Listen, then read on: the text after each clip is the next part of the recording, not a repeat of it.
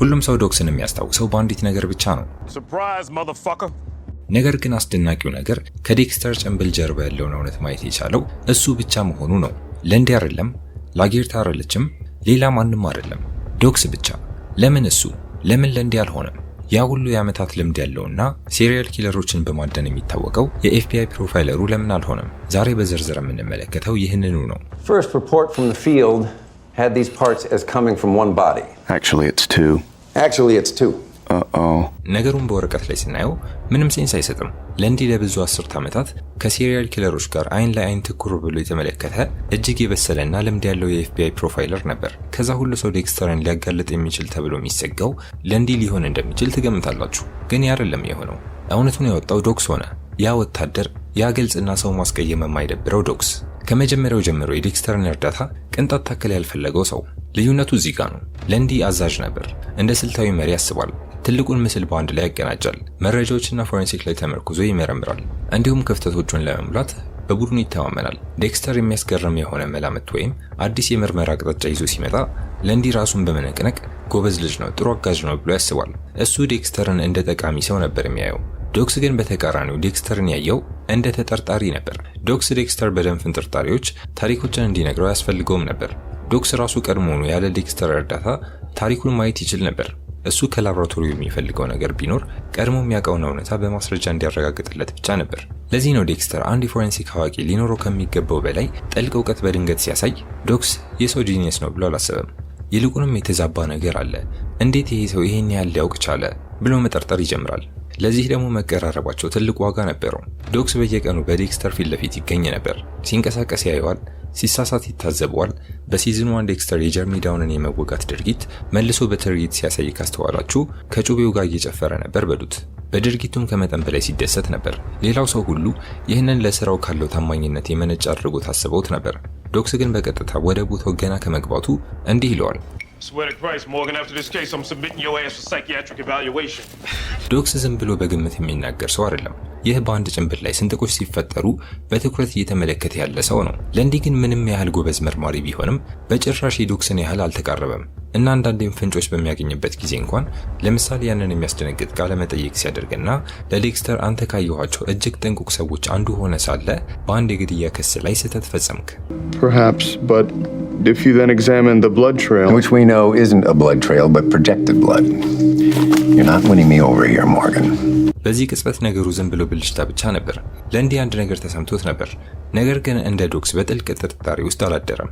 የለንዲ ማስተዋል መጋረዱንም መዘንጋት የለብንም። ከዴብ ጋር የፍቅር ግንኙነት ጀምሮ ነበር። በዴክስተር የፎረንሲክ ሪፖርቶች ላይ ይተማመን ነበር። እንዲሁም ዴክስተር በዶክስ ላይ ባከማቸው የመረጃ ጎርፍ ስር ተቀብሮ ነበር። ጥርጣሬ በገባው ጊዜ እንኳን ስልታዊ መሪዎች የሚያደርጉትን አደረገ። ማስረጃ መፈለግ ጀመረ። ማስረጃው ደግሞ ወደ ዶክስ ሲያመለክት ያ ብቻውን በቂ ሆኖ አገኘውና ዴክስተር ላይ ያለው ጥርጣሬ ብዙ አራቀም። ዶክስ ግን ስለ ፋይሎች ወይም ስለተደራጁ ክሶች ግድ አልነበረውም። እሱ ግድ የሚሰጠው ለውስጡ ስሜት ነበር። ያ ስሜቱም ዴክስተር አደገኛ አዳኝ መሆኑን ነገረው። የምር የሚያሳዝነው ታሪክም ይሄው ነው። ዶክስ ነገሩን በተረጋጋ ሁኔታ ይዞት ቢሆን ኖሮ፣ ያለምንም ደጋፊ ኃይል ብቻውን ባይሮጥ ኖሮ ውሎ አድሮ ለንዲ ራሱ በእርግጠኝነት ዴክስተርን መጠርጠሩ አይቀርም ነበር። ፍሬዎቹ ቀድሞውኑ ተዘርተው ነበር። ዶክስ ግን ዘሮቹ እስኪያድጉ አልታገሰም። ወዲያውኑ ወደ ማደን ነው የገባው። ለዚህ ነው እሱ ወጥመድ ውስጥ ተይዞ ሲቀር ለንዲ ግን የረጅም ጊዜ ጨዋታን መጫወቱን የቀጠለው። ስለዚህ ለንዲ እውር ነው ማለት አይደለም። እሱ ዴክስተርን የተመለከተው በጥቅም መነጽር ብቻ ነበር። ዶክስ ግን እውነተኛ ማንነቱ ተገልጦለታል። ሰው ለመሆን የሚሞክር አደገኛ ሻርክ መሆኑን አውቋል። The fake smile, the donuts. You don't even walk like a normal person, you glide. ዶክስ በማያሚ ሜትሮ ውስጥ ዝም ብሎ ሌላ ተራ ፖሊስ አልነበረም። ሰውየው ቃል በቃል ፊቱ ላይ የማያቋርጥ ቁጣ የተጫነበት ሂውመን ላይ ዲቴክተር ነበር። የመጣው ከወታደራዊና የስፔሻል አፕስ የጀርባ ታሪክ በመሆኑ መላ ህይወቱን በከፍተኛ ጫና ውስጥ ያሉ ሰዎችን ማንነት በማንበብ ላይ የተመሰረተ ነበር። ዶክስን በውሸት ፈገግታ ማታለል ወይም ንጹህ ሰው መስሎ በመቅረብ ለማታለል መሞከር ዘበት ነው። እንዲያውም ከመጠን በላይ ተረጋግታችሁ ለመታየት ከሞከራችሁ ዶክስ መጀመሪያ በአጠራጣሪነት የሚመዘግበው ነገር እሱን ነው። በመስሪያ ቤት ውስጥ ያለ ሌላ ሰው ሁሉ ዴክስተርን ሲመለከት የሚያየው ይህንን ጸጥተኛ የላብ ነርድ ምስኪን ሰው ነበር። ጨዋ ነበር፣ ስራውን ይሰራ ነበር፣ ዶናት ይዞ ይመጣል። በክፍል ውስጥ መኖሩን እንኳን የምትረሱት አይነት ሰው ነበር። በአጭሩ የቢሮ ዋልፔፐር በሉት። ዶክስ ግን ለአንድ ሰከንድም እንኳን ነገሩ አልተዋጠለትም ነበር። ዴክስተርን ሲመለከት በጭራሽ የማይገጥም ነገር ያይ ነበር። ዴክስተር ሌሎች እንደሚሉት ዝም ብሎ ሶሻሊ አውክወርድ አልነበረም። እሱ ቀዝቃዛ፣ ስሜት የሌለው፣ በደምና በሬሳዎች ላይ መተላለፍ ከመጠን በላይ ምቾት የሚሰጠው ሰው ነበር። ለዶክስ ይህ አይናፋርነት አልነበረም፣ የአዳኝ ጸባይ ነበር። እንደ ዶክስ ያለው ወታደርና የልዩ ኃይል አባላት በጣም ጥቃቅን ነገሮችን፣ የፊት ገጽታዎችን፣ የሰውነት እንቅስቃሴንና በአስጨናቂ ሞመንት አንድ ሰው እንዴት እንደሚተነፍስ እንኳን ሳይቀር በትኩረት እንዲያስተውሉ ይሰለጥናሉ። እናም ዶክስ ዴክስተርን በተመለከተ ቁጥር ልክ የበግ ልምድ የለበሰን ተኩላ እንደመመልከት ይሆንበት ነበር። ሌላው ሰው ሁሉ ትወናውን ሲቀበል፣ ዶክስ ግን ሁልጊዜ እንዲህ ያስብ ነበር። ይህ ዝም ብሎ ነፈዜ ላፕቴክ አይደለም፣ ይህ ካኪ ሱሪ የለበሰ አደገኛ ሻርክ ነው በማለት ያስባል። እናም ነገሩ ይበልጥ የሚያስደነግጠው እዚህ ላይ ነው። ዶክስ ዴክስተርን ዝም ብሎ እያየው ብቻ አልነበረም፣ ይልቁንም እያስተዋለው ነበር። ምክንያቱም በሆነ መንገድ ሁለቱም ያን ያህል የተለያዩ አልነበሩም። ዶክስም የራሱ የሆነ ዳርክ ፓሴንጀር ነበረው። የእሱ ግን የሚገለጠው በድንገት የሚፈነዱ የቁጣ ስሜቶች፣ በወታደራዊ የጀርባ ታሪኩና በመስሪያ ቤት ውስጥ ካሉ ፖሊሶች ሁሉ በላይ በስራ ላይ ያለ ሰዎች ላይ በመተኮስ ረገድ ቀዳሚው በመሆኑ ነበር። ወደ ገደል ጫፍ ተጠግቶ መጓዝ ምን አይነት ስሜት እንዳለው ያውቃል። ዴክስተር የለበሰውን ጭንብል አልፎ ማየት የቻለውም ለዚህ ነበር። በነገራችን ላይ ይህ የመጀመሪያው የዶክስና የዴክስተር ሲን ነው። Give me a fucking creeps, you know that, Dexter? Grab a crayon, psycho, and scribble this down. Then get over there already, you fucking weirdo. እና ዶክስ ምንም ጊዜ አላባከንም። ያልጠራው ነገር የለም።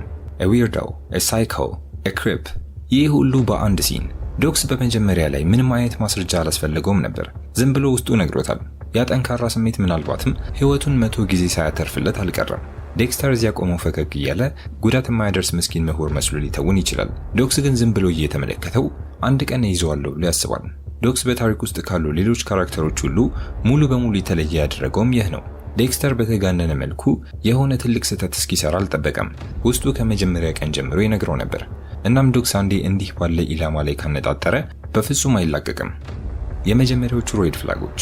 ከመጀመሪያው ጀምሮ ዶክስ በዴክስተር ላይ ልክ ያልሆነ ነገር እንዳለ ሊረዳ ችሏል።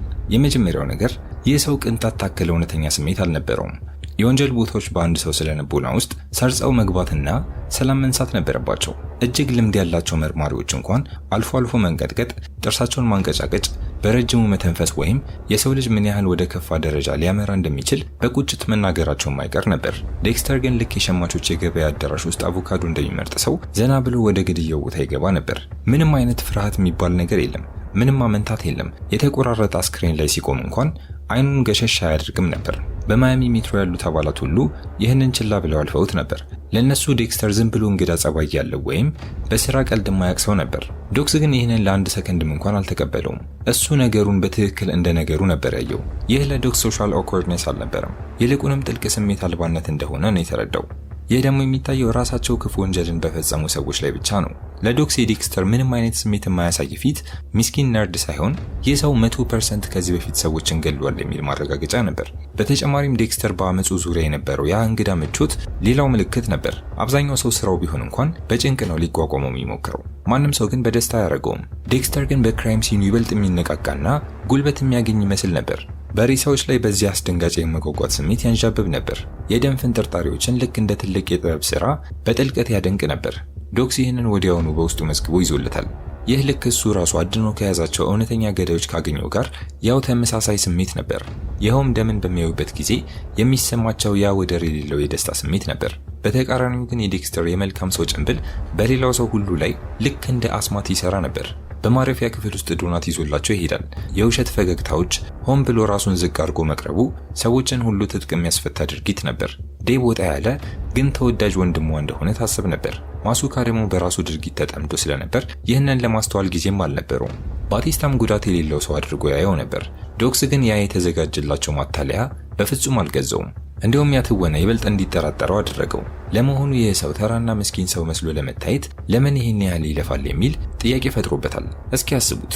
በአስክሬኖች ዙሪያ በሚሆንበት ጊዜ ከመጠን በላይ ከተረጋጋ ሰው ጋር አብራችሁ እየሰራችሁ ሰውየው በተርፈ ጊዜው የሬሳ ሳጥን ውስጥ ይተኛ ይሆን ብላችሁ ማሰብ ልትጀምሩ ሁላ ትችላላችሁ። ዴክስተር ለዶክስ በትክክል እንደዚህ ነበር የሚታየው።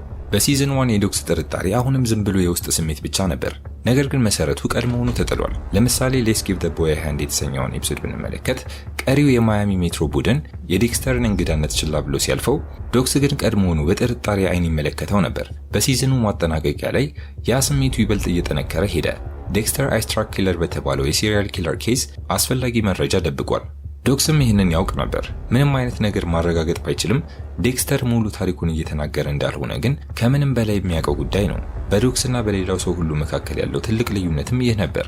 ሌሎች ሰዎች ዶናት የሚወድ ምስኪን የደም ባለሙያ ሲያዩ፣ ዶክስ ግን አንድ ጭንብል ቀስ እያለ ሲንሸራተት ይመለከት ነበር።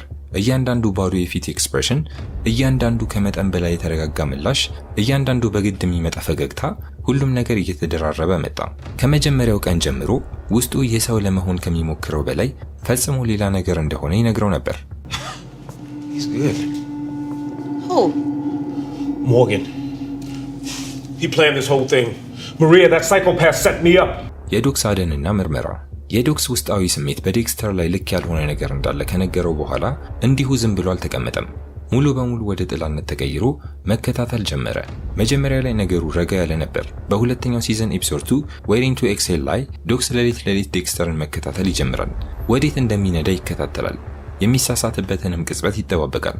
ዴክስተርም ይህንን ከፍተኛ ጫና ያስተውላል። አንድ ሰው የሚሰራውን ነገር ሊደርስበት በሚችልበት ደረጃ በጣም ስለቀረበው ዴክስተር ለመጀመሪያ ጊዜ የእሱን የግድያ ስነ ስርዓት ለጊዜው ለማቆም ይገደዳል። ያ የደረሰበት ሰው ደግሞ እንደሚታወቀው ዶክስ ነበር። ነገር ግን ዶክስ ዝም ብሎ በጥላ ተደብቆ መከታተል ብቻ አይደለም የሰራው። የዴክስተርን የማታለያ ታሪኮች ቀዳዳ እየፈለገ ያፈርሳቸው ነበር። በሲዝን 2 ኤፒሶድ 4 ሲ-ትሩ ላይ በታሪኮች ውስጥ ያሉትን አለመገጣጠሞች በሙሉ መመዝገብ ይጀምራል። የዴክስተር ማብራሪያዎች ከመጠን በላይ ፐርፌክት እና አስቀድሞ የተለማመደው ይመስሉ ነበር። ይህ ደግሞ ገዳዮችን ለመመርመር የሰለጠነ ሰው ብቻ ሊያስተውለው የሚችለው አይነት ስህተት ነበር። ለዶክስ ዴክስተር ብዙ ዝርዝር መረጃዎችን በሰጠ ቁጥር ታሪኩ ይበልጥ ትርጉም እያጣበት ነበር። I knew there was something wrong with you. The secrets, they're sneaking around. በመቀጠልም የዶክስ የማያቋርጥና ድፍረት የተሞላበት እርምጃን እናያለን። በሲዝን 2 ኤፒሶድ 5 The Dark Defender ላይ ዴክስተርን ተከትሎት በቀጥታ ናርኮቲክስ አኖኒመስ ስብሰባ ውስጥ ዘው ብሎ ይገባል። ዴክስተር የድራግ አዲክት ነኝ የሚለው ማታለያው ፍጹም አስተማማኝ መስሎት ነበር። ዶክስ ግን ዝም ብሎ ወደ ስብሰባው ክፍል በመግባት ተቀምጦ ያፈጠበት ነበር። ዶክስ ማለት በአጭሩ ይህ ነው። ምንም ማመንታት የማያውቅ ጠብታ ጨዋነት የሌለው ሰው ነው። የዴክስተር ጭንብል እስኪሰነጠቅ ድረስ ጫና ማድረግ የቤት ስራው አድርጎታል። ሲዝኑ እየተጠናቀቀ ሲሄድ ዶክስ የወንጀለኞችን መጥፋት ከዴክስተር አጠራጣሪ ከስራ መሰወሮች ጋር ማያያዝ ይጀምራል። በኤፒሶድ 7 The Night of First Crew ላይ በጭንቅላት ውስጥ ያለው ግምት ሙሉ በሙሉ ቅርጽ ይይዛል። ዴክስተር ዝም ብሎ ለደም ልዩ ፍቅር ያለው እንግዳ ሰው አይደለም። እሱ የሚገፋፉት ፍላጎቶች ያሉት እጅግ አደገኛ ሰው እንጂ። ሌላው ቀርቶ ወደ ዴክስተር የግል ታሪኮች ውስጥ በመግባት ምናልባትም ዴክስተር ሴዲስት ወይም ሬሳን የሚደፍር ኔክሮፋይል ሊሆን ይችላል ብሎ ያስባል። ነገሩ አሳሳቢ ነው። አዎ ተሳስቷል፣ ምንም ጥያቄ የለውም። ነገር ግን ይህን እውነት ለማግኘት ምን ያህል በቅርብ ርቀት ላይ ያንዣብብ እንደነበር ያሳያል። You like when women cry? You like that? What's your thing, psycho? I was just heading to the briefing room. You got no call to be in there, so flee. ነገሮች የፈነዱበት ክፍል። እስከዚህ ድረስ ዶክስ የአንድን አስፈሪ ፍጡር ሙሉ ምስል ለመሳል የሚያስፈልጉትን በቂ ፍንጮች አቀናጅቶ ነበር። በእጁ ላይ በፍርድ ቤት ፊት ሊያቀርበው የሚችለው ጠንካራ ማስረጃ አልነበረውም። ነገር ግን በውስጡ እውነቱን በእርግጠኝነት ያውቅ ነበር። እናም እሱም በማያሚ ሜትሮ ውስጥ ካሉ ሌሎች መርማሪዎች ሁሉ ሙሉ በሙሉ የለየው ይህ ነበር። አብዛኞቹ ፖሊሶች የእጅ አሻራ፣ የሰነድ ማስረጃዎች ወይም የአይን እማኝ ቃል ይፈልጋሉ። ዶክስ ግን የውስጥ ስሜቱ ብቻ በቂው ነበር። ያ ስሜቱ ዴክስተር ነፍሰ ገዳይ ነው እያለ ይጮህ ነበር። ነገር ግን የውስጥ ስሜት በፍትህ ስርዓት ውስጥ ቦታ የለውም። ለአንድ ዳኛ ቀርባችሁ ክቡር ፍርድ ቤት፣ ይህ ሰው ሰዎችን እንደሚገል አምናለሁ፣ ምክንያቱም ባህሪው ደስ አላለኝም ማለት አትችሉም። ስለዚህ ዶክስ በራሱ መንገድ ህግን ጥሶ መንቀሳቀስ ጀመረ። ባገኘው አጋጣሚ ሁሉ ዴክስተርን እንደ ንስር መከታተል ያዘ። የህግ ሂደቶችን ይዘላል፣ ህግጋትን ይጥሳል። አልፎ ተርፎም እውነቱን ይበልጥ ለመቆፈር ሲል የፖሊስነት ማዕረጉን ወይም ባጁን ይወስንበታል። እሱ ይህን ያህል እርግጠኛ ነበር። ለዶክስ ዴክስተር የላብ ኮት የለበሰ ቴድ በንዲ ነበር። Because why would someone pretend to be an addict if he's not? Unless he's got something a hell of a lot worse to hide. ኦብሴሽኑም ይበልጥ እየጨመረ መጣ። ዴክስተር የሚያረጋት እያንዳንዷ ትናንሽ እንቅስቃሴ ጥርጣሬን ትጭር ነበር። ዴክስተር ቡና ለመጠጣት እንኳን ቢወጣ ዶክስ ወዴት እንደሚሄድ ማወቅ ይፈልጋል። ዴክስተር ፈገግ ካለ ዶክስ ያ ፈገግታ ምን አይነት ውሸት እየሸፈነ እንደሆነ ያስባል። አሁን ነገሩ ዝም ብሎ የዴክስተርን ወንጀለኝነት ማረጋገጥ ብቻ አልነበረም። ይልቁንም ዶክስ ራሱ እብድ እንዳልሆነ ለራሱ ማረጋገጫ ጭምር ነበር። ምክንያቱም መዘንጋት የሌለብን ነገር በጣቢያ ውስጥ ያሉት ሌሎች ሰዎች ሁሉ ዶክስን ሲበዛ ተጠራጣሪ አድርገው ያስቡት ነበር። በሱ ጥርጣሬዎች ላይ ይስቁ ነበር። ዶክስ ግን ነገሩን ለመተው ፈቃደኛ አልነበረም። በመቀጠልም የውስጥ ስሜቱ ከእውነተኛ ማስረጃ ጋር የተገናኘበት ቅጽበት መጣ። በሲዝን 2 ኤፒሶድ 8 ሞርኒንግ ካምፕስ ላይ ዶክስ በሚስጥር ወደ ዴክስተር አፓርትመንት በመግባት ያንን የብለድ ስላይድ የያዘውን ሳጥን ያገኘዋል። ይኸውም የዴክስተር ትሮፊን የያዘ ነው። ለቀሪው የማያሚ ሜትሮ ቡድን እነዚህ ትናንሽ የመስታወት ስላይዶች ምንም ትርጉም አልነበራቸውም። ለዶክስ ግን እነሱ ትልቅ ማረጋገጫ ነበሩ። ምናልባት የዴክስተርን ያገዳደል ዘዴ በአንድ ላይ ባያቀናጀውም ይህንን ማድረግ አያስፈልገውም ነበር። ያ በጥንቃቄ የተቀመጠ የደም ስብስብ አንድ ነገር አረጋግጧል። ዴክስተር ሞርጋን ዝም ብሎ እንግዳ ጸባይ ያለው ሰው አይደለም፣ እጅግ አደገኛ ሰው እንጂ። Your past was a bigger mystery than fucking Jimmy Hoffa. ከዚህ በኋላ ዶክስ ዝም ብሎ ግምት እያሰላሰለ አልነበረም፣ ሙሉ በሙሉ አምኗል። ያ እምነቱን በቀጥታ ወደ ዴክስተር ዓለም መራው። ሁለተኛው ሲዝን ኤፒሶድ 10 እና 11 ላይ ዴክስተርን ተከትሎ በኤቨርግሌድስ ወደሚገኘው የጫካ ቤት በደረሰበት ጊዜ የኦብሴሽን ሙሉ በሙሉ ተቆጣጥሮት ነበር። ዴክስተርን ጥግ እንዳስያዘውና በመጨረሻም ተኩላውን ከበጉ ለምድ ውስጥ ጎትቶ ለማውጣት ዝግጁ እንደሆነ አስቦ ነበር። ነገር ግን የታሪኩ ጨካኝ ምሬት ዶክስ ከእንግዲህ አዳኝ አለመሆኑ ነበር። በተገላቢጦሽ እሱ ራሱ ታዳኝ ይሆናል። ያንን መስመር በመጣስ ያለምንም ተጨማሪ ደጋፊ ኃይል ሁሉንም ነገር አሳልፎ በመስጠት በቀጥታ ወደ ዴክስተር ወጥመድ ውስጥ ገባ። እናም አሳዛኙ የታሪኩ ክፍል ይህ ነው። ዶክስ ስለ ሁሉም ነገር ትክክል ነበር። ነገር ግን ትክክል መሆኑ ራሱ ነው ለሱ ጥፋት የሆነው። የውስጥ ስሜቱ ሌላ ሰው ደርሶበት የማያውቅበት ሩቅ ቦታ ደርሶት ነበር። ነገር ግን በመጨረሻ እውነትን እስከ መጨረሻ ማሳደዱ መላ ህይወቱን አስከፈለው። Jesus fucking Christ, you're the Bay Harbor butcher. ዶክስ ያንን እውነተኛ ማስረጃ በላጌርታ ጠረጴዛ ላይ በማቅረብ ስሙን የማጽዳት አጋጣሚ ፈጽሞ አላገኘም። ከዚያ የጫካ ቤት ውስጥ እንደ ትልቅ ጀግና ወጥቶ ለመሄድ አልታደለም። በምትኩ ለዴክስተር ወንጀሎች ፍጹም ማሳበቢያ የሚሆን መቋጫ የሌለው ሚስጥር ሆኖ ቀረ። ለእውነት ከሁሉ በላይ ታማኝ የነበረው ሰው በመጨረሻ ቤይ ሃርበር ቡቸር ተብሎ ስሙ በክፉ እንዲጠራ ተደረገ። እናም አሳዛኙ የታሪኩ ምሬት ይህ ነው። ዶክስ የሞተው ሰነፍ ወይም ደካማ ስለነበር አይደለም። የጠፋውም ተሳስቶ አልነበረም። የሞተበት ምክንያት ከመጠን በላይ ትክክል በመሆኑ ነበር። ሌላው ሰው ችላ ብሎ የሚያልፋቸውን ጥቃቅን ነገሮች እሱ ዝም ብሎ ማለፍ አልቻለም። ማንስተሩን ከማንም በፊት ቀድሞ አየው። ነገር ግን ያ እውነት ራሱ ከሲስተሙ ውጪ ገብቶ ለብቻው አስቀረው፣ ጠበቃ አልባም አደረገው። ታዲያ ዶክስ እንዴት ሊያውቅ ቻለ? ዝም ብሎ በውስጡ ያውቅ ነበር። የውስጥ ስሜቱ እውነቱን ነገረው። እሱ ደግሞ እንደ ሌሎቹ ሰዎች አይኑን ለማዞር ፈቃደኛ አልነበረም። በዚህ ሾው ላይ ከሁሉም በላይ ምርጡ ፖሊስ የነበረው ለዚህ ነው። እንዲሁም ምንም አይነት የማሸነፍ እድል ያልነበረውም ለዚሁ ነበር። ምክንያቱም እንደ ዴክስተር ያለ ተኩላ እያደናችሁ በሚሆንበት ጊዜ የውስጥ ስሜት ወደ እሱ እንድትጠጉ ሊያደርጋችሁ ይችላል። ነገር ግን ውሎ አድሮ ተኩላው መልሶ መናከሱ አይቀሬ ነው።